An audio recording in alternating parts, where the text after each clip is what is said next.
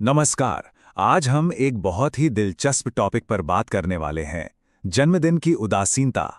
कभी ऐसा महसूस हुआ है कि अपने ही जन्मदिन को लेकर वो वाला एक्साइटमेंट नहीं है जो शायद होना चाहिए? चलिए इसके पीछे के साइकोलॉजी को समझते हैं। तो चलिए सीधे मुद्दे पर आते हैं। क्या ये सवाल कभी मन में आया है? अगर हाँ, तो यकीन मानिए ऐसा महसूस करने वाले सिर्फ आप नहीं हैं।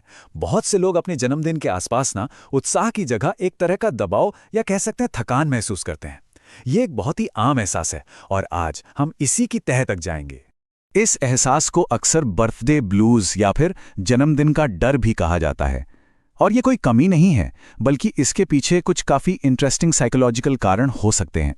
सबसे पहले तो ये समझना जरूरी है कि ऐसा महसूस करना किसी की गलती नहीं है। इसका मतलब ये बिल्कुल भी नहीं कि कोई अपने दोस्तों या परिवार की परवाह नहीं करता। असल में ये हमारे दिमाग के काम करने के तरीके से जुड़ा हो सकता है। तो आइए अब इसके मनोविज्ञान को थोड़ा और गहराई से समझते हैं। तो इस उदासीनता के पीछे का साइकोलॉजी आखिर है क्या? इसे समझने के लिए दो मेन कॉन्सेप्ट्स हैं जो ये बताते हैं कि क्यों कुछ लोग जन्मदिन के जश्न को लेकर इतना ज्यादा प्रेशर फील करते हैं। पहला कॉन्सेप्ट है सोशल विजिलेंस। अब इसका मतलब क्या है? सीधा सा मतलब है कि कुछ लोग सामाजिक उम्मीदों को लेकर बहुत ज्यादा जागरूक होते हैं। जब जन्मदिन आता है तो खुश दिखने और जश्न मनाने का एक बाहरी दबाव सा महसूस होता है, और यही दबाव एक तरह के रेजिस्टेंस को जन्म देता है, जिससे इंसान इन उम्मीदों से दूर भागना चाहता है।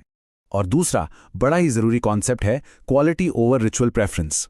इसका मतलब यह है कि कुछ लोगों के लिए ना रस्मों या परंपराओं से ज्यादा गहरे और सच्चे रिश्ते मायने रखते हैं। मतलब उनके लिए जन्मदिन पर एक बड़ी पार्टी करने से कहीं ज्यादा जरूरी किसी एक करीबी दोस्त के साथ बैठकर दिल से बात करना हो सकता है।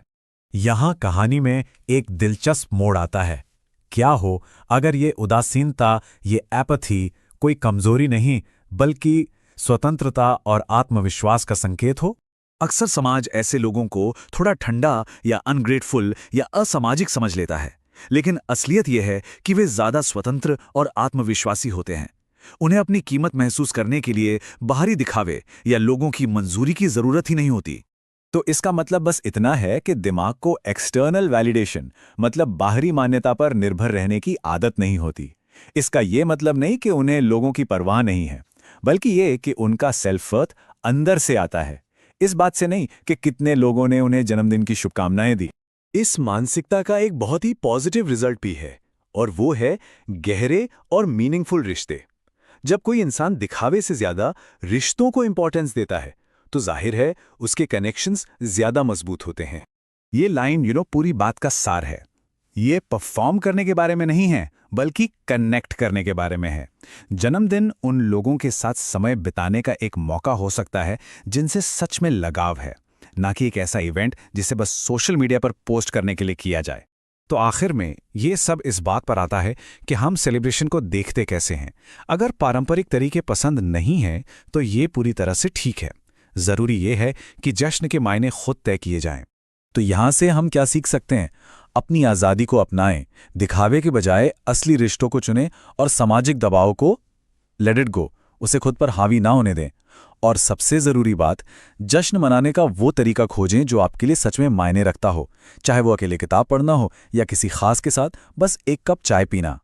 तो मैं आपको इसी सवाल के साथ छोड़ता हूं, एक सच्चे और सार्थक जश्न का आखिर मतलब क्या है?